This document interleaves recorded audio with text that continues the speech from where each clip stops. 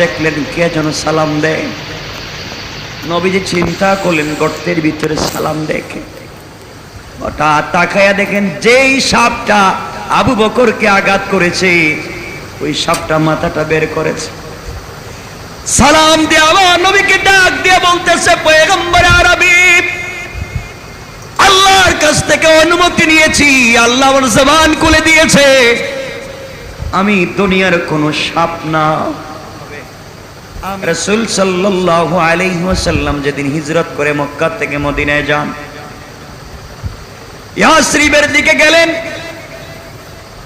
হযরতে আবু বকরকে বলেছিলেন, আবু বকর, এমন একটা দিন আসবে